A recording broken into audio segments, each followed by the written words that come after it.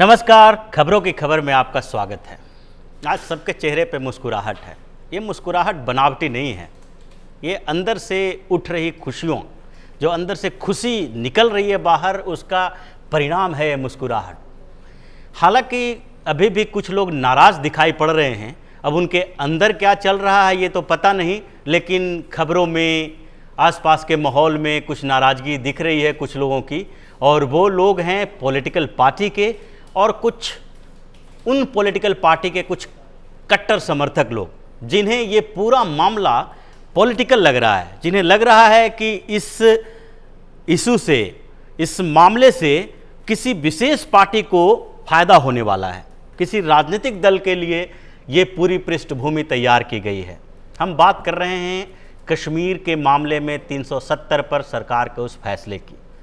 सरकार ने आज एक ऐतिहासिक फैसला लिया है, जिसके बाद अब भारतीय और एकता और अखंडता संप्रभुता के नाम पर एक जो काला धब्बा लगा हुआ था, एक राज्य को विशेष दर्जा दिया गया था, उनको कुछ भारतीय संविधान के प्रावधानों के बावजूद उन्हें अलग से कुछ विशेष सुविधाएं दी जा रही थी, उसे खत्म कर दिया गया है।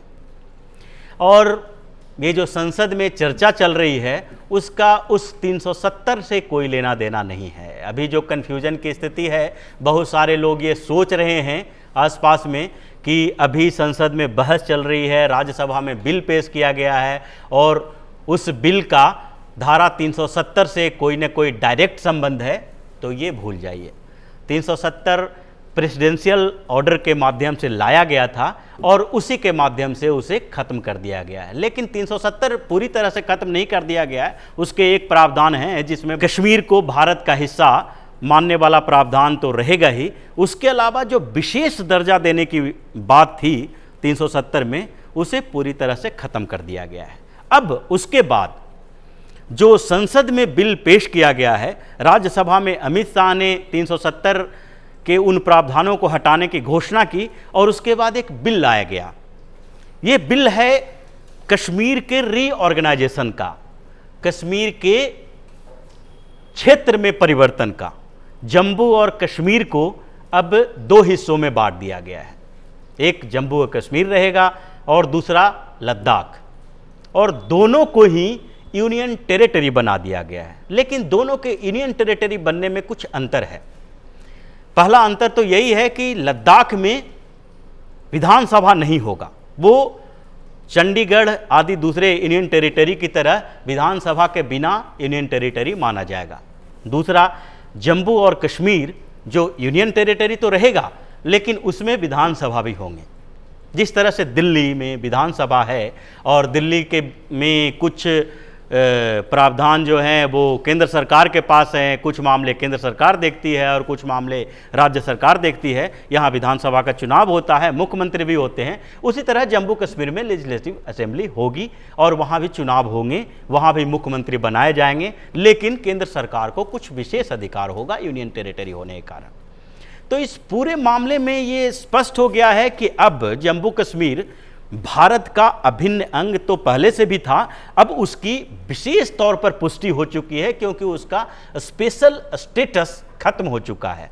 इसको अगर गहराई से देखें तो ये स्पष्ट होता है कि इतने दिनों से चल रहा ये विवाद बेसिकली पॉलिटिकल मामला था और उसमें एक राजनीतिक महत्वाकांक्षा, ये राजनीतिक जो इच्छा शक्ति होती है उसकी कमी दिखाई पड़ रही थी। अगर राजनीतिक इच्छा शक्ति होती तो 370 के वो प्रावधान पहले ही खत्म हो चुके होते, लेकिन किसी पार्टी में इतनी बड़ी राजनीतिक इच्छा शक्ति थी नहीं। हमेशा ये डर बना रहता था कि जम्मू कश्मीर से अगर वो प्रावधान हटा दिया जाए तो सिर्फ जम्मू कश्मीर में नहीं, जम्मू कश्मीर के अलावा भारत के दूसरे हिस्सों में भी इसकी प्रतिक्रिया होगी और उन्हें राजनीतिक रूप से कुछ नुकसान का सामना करना पड़ेगा। और इसी नुकसान के डर से हमेशा जम्मू कश्मीर की वो स्थिति को बरकरार रखने के लिए अलग अलग तर्क दिए जा रहे थे। अंतर्राष्ट्रीय रिलेशंस की बात की जा रही थी, जम्मू कश्मीर में उबाल आने की बात की जा रही थी। ऐसा लग रहा था कि अगर जम्मू कश्मीर का ये स्पेशल स्टेटस खत्म कर दिया जाएगा तो जम्मू कश्मीर में बवाल हो जाएगा। ये मामला यूएन तक चला जाएगा, अमेरिका इस पे इंटरफ्रेंस करने लगेगा, पाकिस्तान को एक नया मौका मिल जाएगा। लेकिन बहुत सारी स्थितियां अभी बाद में पता चलेगा। अभी की वर्तमान स्थिति यही है कि जम्मू कश्मीर का वो विशेष अधिकार खत्म हो चुका है और जम्मू कश्मीर में शांति की स्थिति है, पूरे भारत में खुशियां ही मनाई जा रही है और यहां भी कोई ऐसी स्थिति उत्पन्न नहीं हुई है जिससे ये कहा जाए कि देश की शांति व्यवस्था कुछ खतरनाक स्थिति पे पहुंच गई है। और अगर कुछ दिक्कत होती भी है तो वो किसी न किसी तरह से ये पॉलिटिकल पार्टियों के कारण होगा, क्योंकि जिस तरह से कुछ पॉलिटिकल पार्टी इस मुद्दे को इस आधार पर तय कर रही है कि इससे कश्मीरियत को खतरा उत्पन्न होने वाला है, कश्मीर के लोग परेशान होने वाले हैं।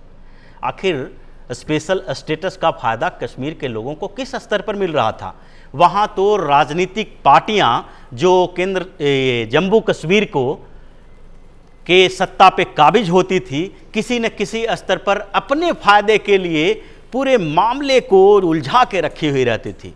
अगर इस स्पेशल स्टेटस के आधार पर केंद्र सरकार कोई प्रावधान लाए, संसद में कोई कानून पास करे, तो वो उसे बताया जाता था कि जम्मू कश्मीर के अलावा, यानी कि जम्मू कश्मीर विधानसभा जब तक इसको एक्सेप्ट नहीं करेगी तब तक वहाँ ये लागू नहीं हो सकता था।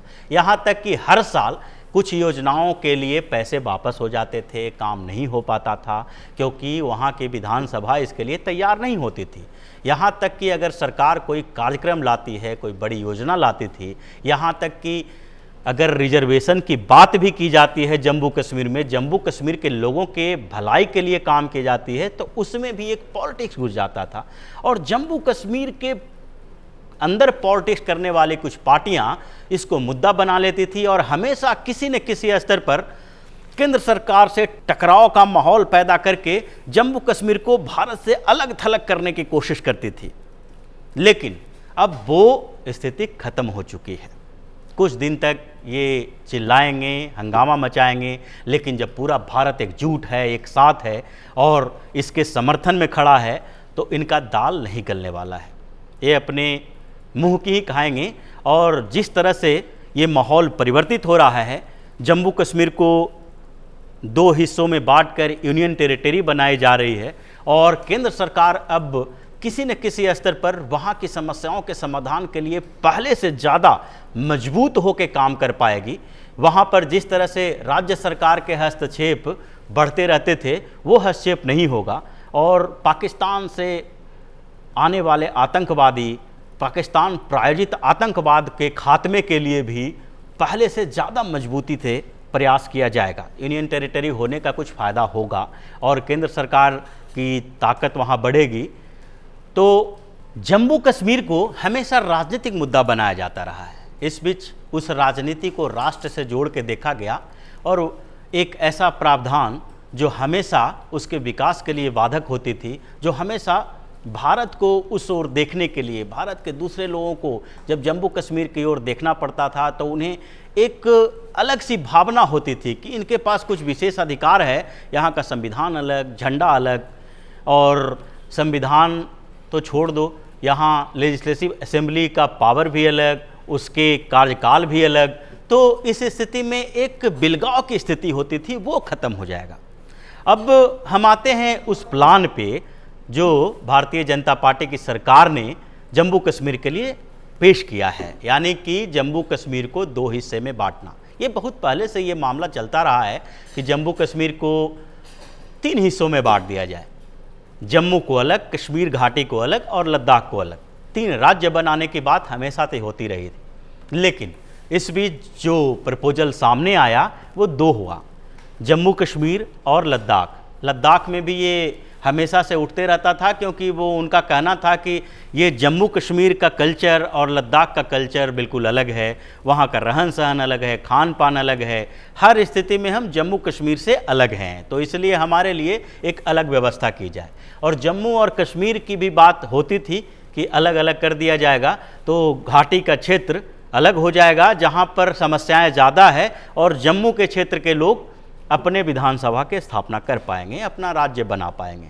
लेकिन सरकार ने इन्हें 2 बांटा इसके पीछे भी कुछ रणनीति है और कुछ कारण हैं, क्योंकि लद्दाख का रीजन ज्योग्राफिकली और इंटरनेशनल स्तर पर भी देखा जाए तो उसके मायने अलग हैं। डेमोग्राफी के स्तर पर भी देखा जाए तो लद्दाख का रीजन बहुत ज़्यादा पॉपुलेटेड एरिया नहीं है, और लेकिन जम्मू और कश्मीर को अलग अलग करने का एक अलग दुष्परिणाम हो सकता था, क्योंकि दोनों का डेमोग्राफी में अलग अंतर है। जम्मू का पॉपुलेशन और कश्मीर घाटी का पॉपुलेशन दोनों अलग अलग है। अगर इन दोनों को भी अलग कर दिया जाए तो कश्मीर की घाटी में एक विशेष समुदाय का लगभग वर्चस्व हो जाएगा, और वो स्थिति भारत के लिए बहुत सही नहीं हो सकती है।